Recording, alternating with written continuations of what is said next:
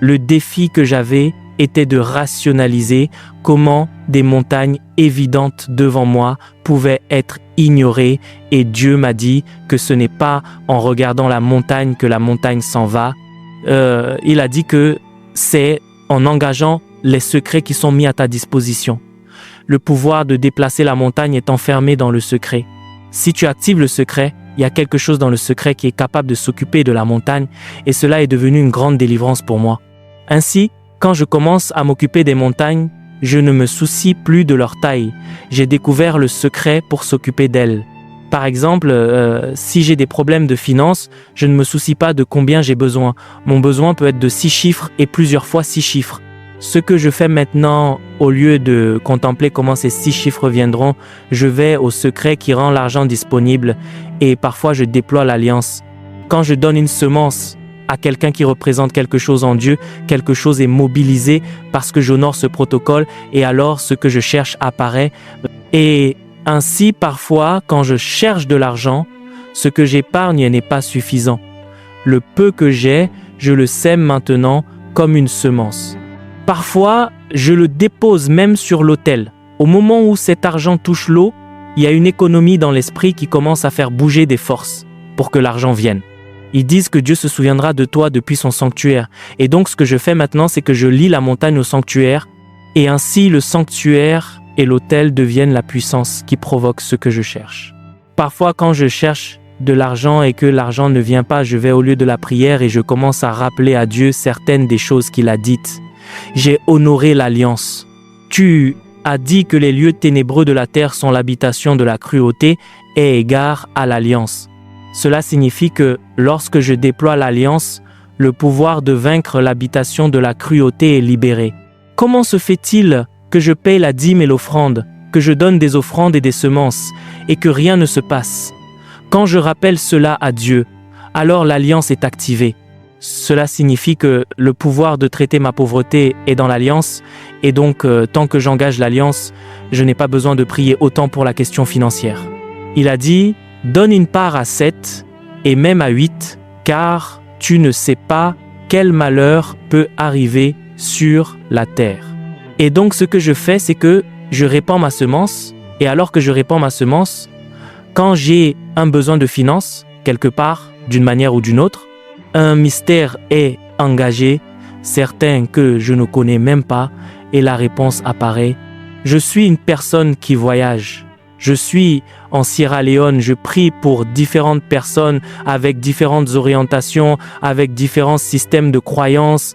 Demain, je suis au Ghana, je prie pour différentes personnes. Après-demain, je suis au Kenya. Vous aurez besoin de quelque chose qui vous suive pour avoir des résultats constants. Parce que parfois, vous pouvez aller dans un endroit où les gens sont enthousiastes.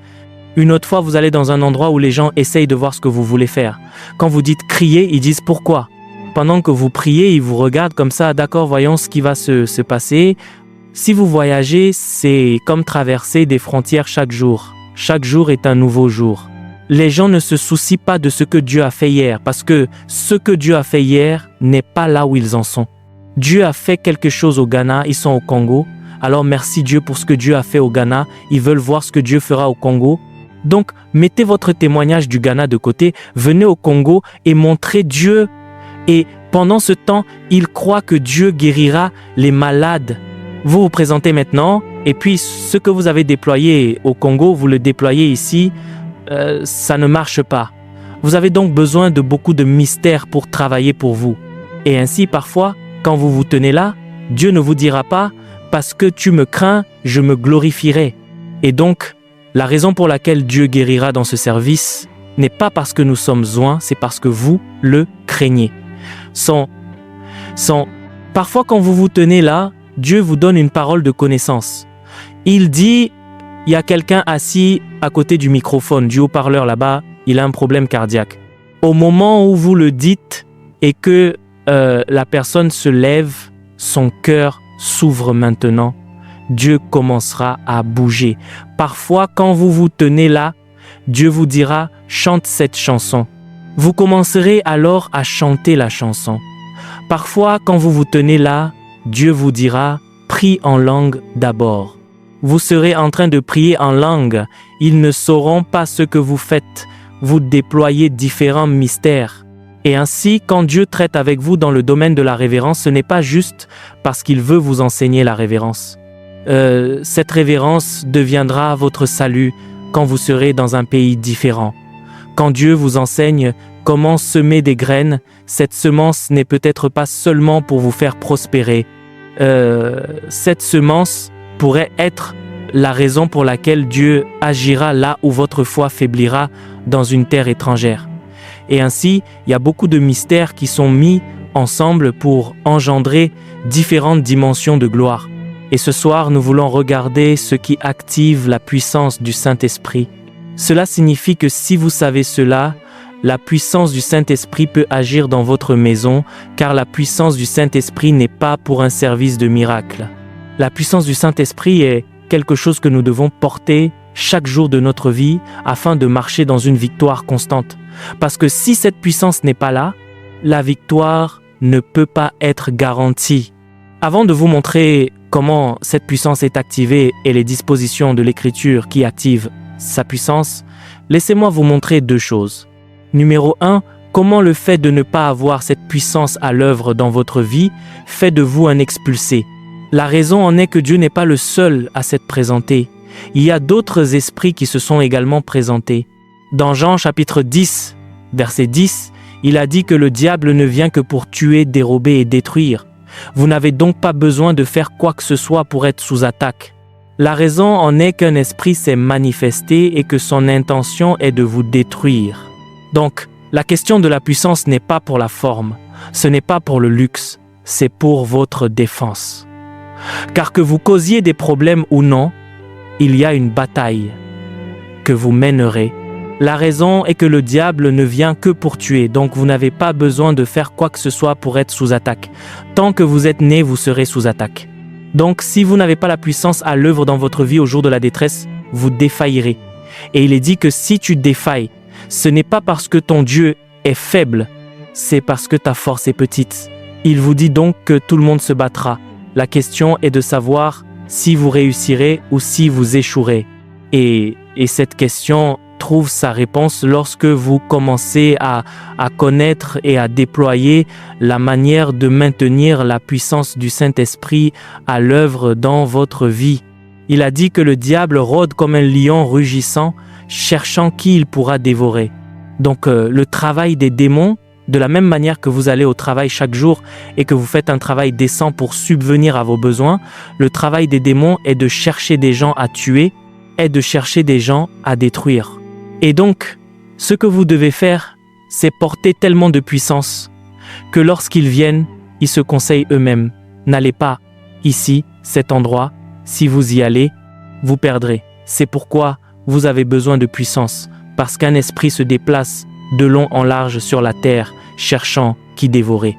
La raison pour laquelle vous ne serez pas celui qui sera dévoré, c'est la puissance. Et ainsi, quand vous trouvez des hommes qui ne sont pas dévorés, c'est parce que le diable a jugé et découvert que la puissance est à l'œuvre dans leur vie. Si la puissance n'est pas à l'œuvre dans votre vie, vous serez un candidat pour être dévoré, parce que le diable effectue un recensement spirituel, cherchant ceux qui ont la puissance et ceux qui n'ont pas la puissance. S'il trouve ceux qui ont la puissance, il les laissera. J'espère que vous savez que lorsque les fils de Séva se sont présentés, il a dit « Jésus nous le connaissons, Paul nous le connaissons ». Cela signifie que dans le programme du royaume démoniaque, ils connaissent ceux qui portent la puissance. Et donc ce qu'ils font, c'est qu'ils écrivent leur nom dans l'esprit. Pour eux, tout le monde les connaît, ils ne les approchent pas. Donc les gens que le diable dévore sont ceux qui sont déjà répertoriés dans leur structure et leur programme comme n'ayant pas de puissance. Et donc, si vous voulez que votre nom soit connu dans le royaume démoniaque, la façon dont vous annoncez votre nom là-bas n'est pas en disant « Je suis Michael », c'est par la puissance. Car quand Moïse est venu vers Pharaon, il ne lui a pas demandé le nom de son Dieu pour une raison de nomenclature. Quand ils ont dit « Qui est ton Dieu ?», Moïse a jeté son bâton. Le bâton est devenu un serpent. Ce qu'il dit, c'est que mon Dieu est le Dieu de puissance.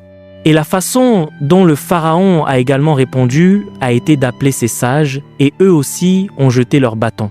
Quand le bâton de Moïse a avalé le bâton des sages de Pharaon, ils ont alors su qui était le Dieu de Moïse. Ainsi, la façon dont vous vous introduisez dans l'esprit est par la puissance.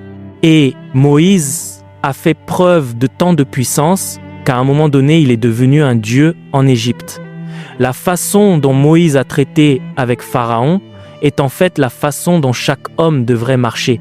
Moïse se présentait et disait « Laisse partir mon peuple afin qu'il me serve, le Dieu des Hébreux m'a envoyé. » Et Pharaon disait « Je ne le ferai pas. » Moïse disait « Très bien, puisque tu refuses, demain à cette heure, les grenouilles vous visiteront. » Et ainsi de suite. Vous ne négociez pas avec le mal, vous les expulsez de votre atmosphère par la puissance. Moïse allait se reposer et le Pharaon allait dire « S'il vous plaît, venez, nous sommes sur le point de mourir. » Moïse se présentait à nouveau, il disait « S'il vous plaît, j'ai changé d'avis. D'accord, parce que vous l'avez demandé, elles partiront demain. » Une fois qu'elles étaient parties, Pharaon disait alors « Je ne le ferai pas. » Ce genre de choses n'est pas une négociation par la bouche, c'est une négociation par la puissance, car il y a un mal dans le cœur de ces êtres que seule la puissance peut humilier. Peu importe ce que vous dites, ils argumenteront avec vous, mais quand la puissance vient, elle fait taire l'argument. Et ainsi Moïse se présentait à nouveau et disait « Puisque tu refuses, demain à 7 heures, si les poux vous visiteront. » Moïse envoyait donc des émissaires. Puisque je parle et que cela n'a pas de sens, j'enverrai Aaron à travers d'autres agences. Et finalement, quand Moïse est venu, il lui a dit qu'il y aurait un cri en Égypte tel qu'on n'en a jamais entendu, tous les fils premiers-nés des hommes et des bêtes mourront. Et il a dit quelque chose à Pharaon, il a dit « Tu ne me reverras plus jamais ».